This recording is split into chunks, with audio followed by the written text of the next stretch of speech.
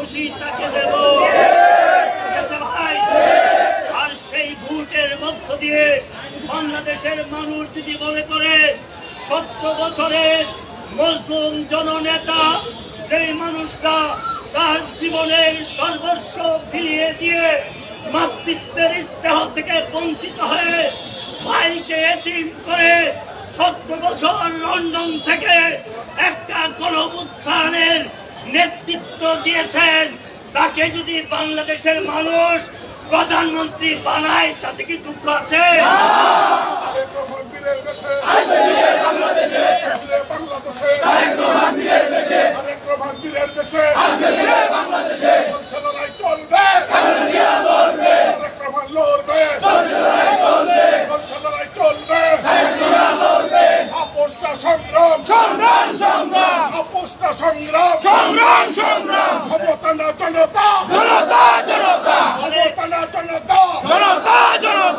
তাহলে আমরা যদি বলি একটা সুষ্ঠু নির্বাচন দেন, হাসিনাকে আগে আমরা বলতাম একটা নির্বাচন আপনি দেন, নির্বাচন আসলে ওনার মাথার মধ্যে ঢুকতো নির্বাচন যদি সুষ্ঠু হয়, বাংলার মানুষ যদি ভোট দিতে পারে তাহলে নাকি ধানের শীষ পাস করে ফেলবে। এই জন্য হাসিনা কি করতেন, একবার ভাবছে বিনা ভোটে লাগতো না, সিল মাইরা উনি প্রধানমন্ত্রী হয়ে গেছে। আর একবার ভাবছে দিনের বেলা ভোট দিলে এটা মানুষ বেশি সুবিধা না, কালে ভোটে বলা যায় না, এই জন্য তোমরা সব রাতের বেলা ভোটটা। আরেকবার বললাম তোমার হাসিনার অধীনে নির্বাচনে গিয়ে দেখলাম একটা নির্বাচনও তুমি ভালো করে নাই, এই জন্য উনি তখন ভাবছে আর মানুষেরই দরকার নাই, আসলে আসবে না হলে নির্বাচন আমি করব। তখন সেই নির্বাচনে যেই কুত্তাদের রাস্তায় কাঁদছিল না, এই কুকুরেরা ভোট কেন্দ্রে গিয়ে বসেছিল। আমরা সেদিনই বলেছিলাম বাংলাদেশের মানুষ আপনাকে বর্জন করেছে, আপনাকে ক্ষমতা ছাড়তে হবে, আপনাকে ছেড়ে নির্বাচন দিতে হবে। উনি দেশ ছেড়ে ভাগছে, ভাগার সময় উনি কোনো বিমানও পায় নাই, কিচ্ছু পায় নাই, একটা মাল গাড়িতে করে, মাল গাড়ি, এই গাড়িতে মানুষ ভাবছে মাল গাড়ির সাপ্লাই হয়েছে, আসলে এই মাল যে ইন্ডিয়ান মাল, মাল গাড়িতে উঠছে শেখ হাসিনা আপনি পালিয়েছিলেন,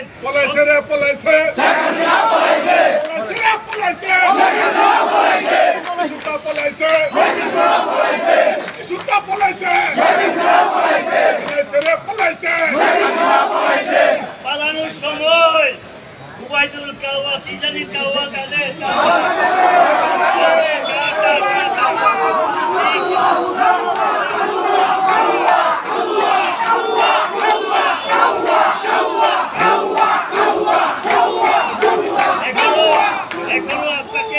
এখনো আপনারা সেই কাউকে বুঝতে পারেন নাই।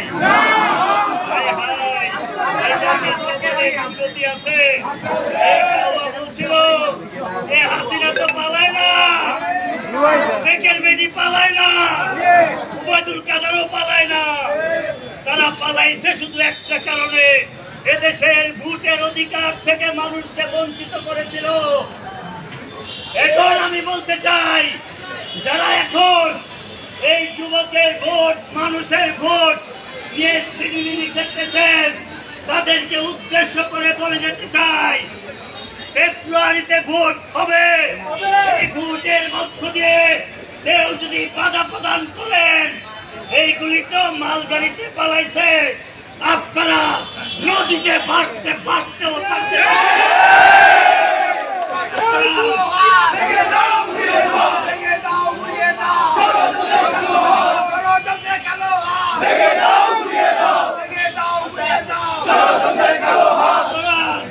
নির্বাচন নিয়ে আর কালিবালি যা আছে বন্ধ করে। কিছু মানুষ আলেম নামে কথা বলে, আমি সেই দরজা পীর সাহেবকে জিজ্ঞেস করেছিলাম, হেফাজতে ইসলামকে যখন কাতারে কাতারে গুলি করে, রাতের অন্ধকারে নির্মম ভাবে হত্যা করে, বেদিনদের চিৎকারে আল্লাহর আরশ কেঁপেছিল। বাংলাদেশের গণতান্ত্রিক নেত্রী বেগম খালেদা জিয়া বলেছিলেন ওই এতিম আলেমদের পাশে দাঁড়াও, জীবন বাজি রেখে তাদেরকে পাহারা দিতে হবে। তখন ওই জর্দা পীরেরা, ওই জামাতের নেতারা, আমিররা যারা আলেমদের কথা বলে, সেদিন সেই এতিম আলেম উলামাদের পাশে দাঁড়ায় না। অথচ দুঃখ লাগে আজকে তারা ইসলামের কথা বলে, মুসলমানের কথা বলে। আমি যদি জিজ্ঞেস করি হেফাজতে ইসলামের আলেমরা কি আলেম না? এই যে কওমি মাদ্রাসায় এতিমরা লেখাপড়া করে, ওরা কি মানুষ না? এই দেশে রক্ত যেতে পারে না, রক্ত যেতে পারে না, শহীদের রক্ত যেতে পারে না। আমরা সেদিন বলেছিলাম, আমাদের নেত্রী বলেছিল আমরা আলেমদের পাশে আছি। ভাই আমরা ছিলাম না? ওনারা কিন্তু ছিল না। আর আজকে আইসা বলে বেহেশতে যাইতে চাইলে আমাদের টিকিট লাগবে,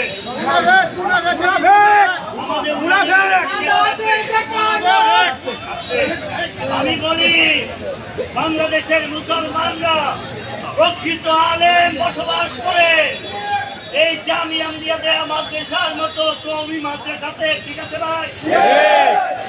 এই দেশের আলেমরা বসবাস করে বিভিন্ন মাদ্রাসা যে কওমি লাইনে পরিচালিত হয়, তারাই সঠিক মুসলমানদের নেতৃত্ব করে। ঠিক আছে ভাই? আমরা তো সেই আলেমদেরকে ভালোবাসি নাকি ভাই? এখন ওনারা বেহেশতের চাবি দেয়, বেহেশতের চিঠি দেয়।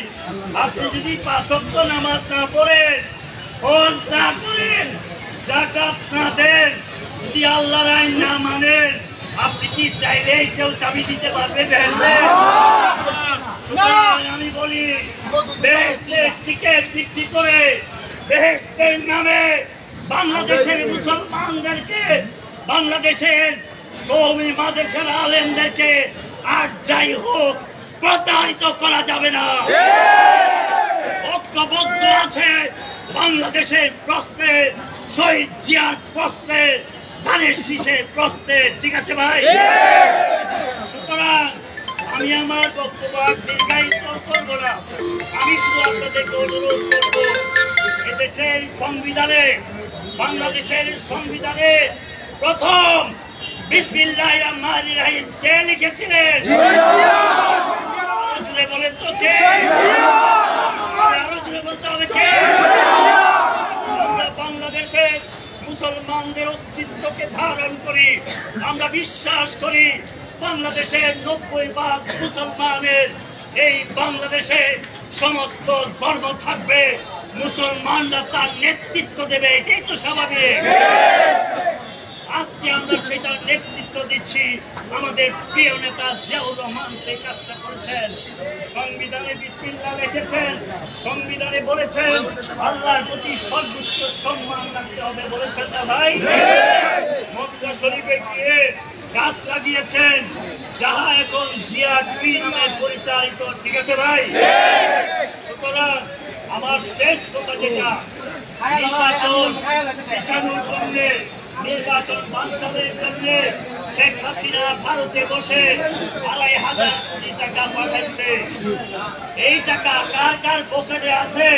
কারা কারা এই টাকা আইনা এই নির্বাচন পিছাইতে চাচ্ছেন?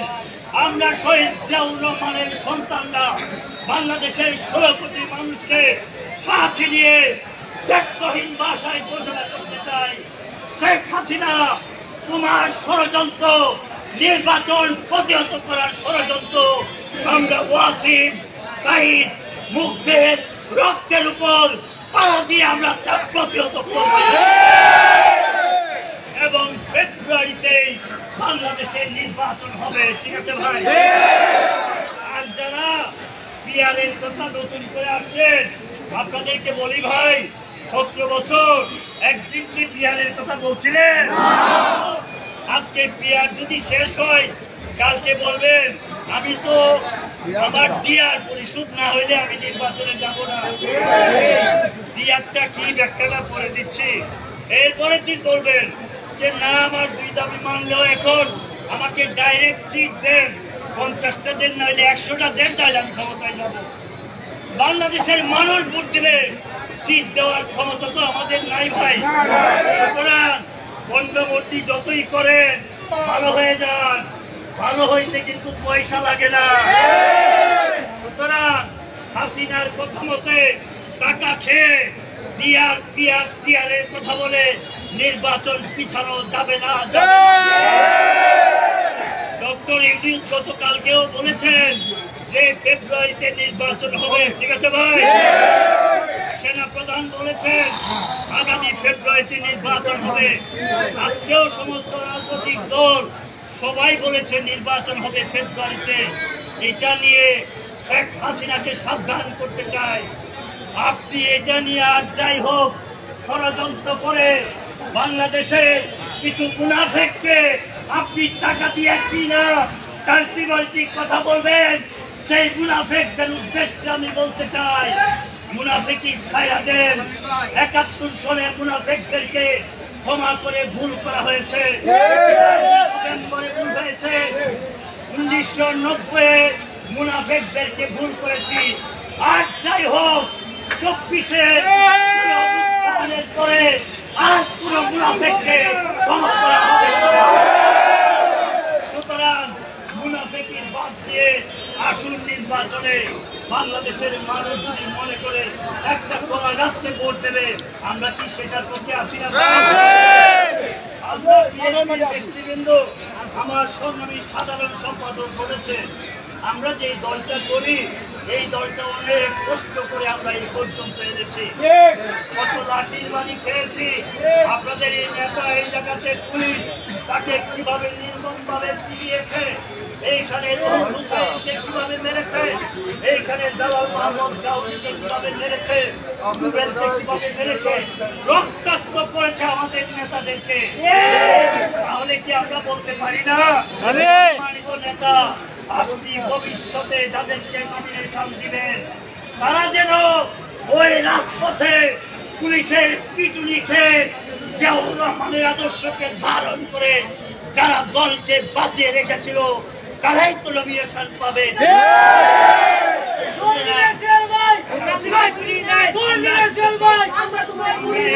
বলি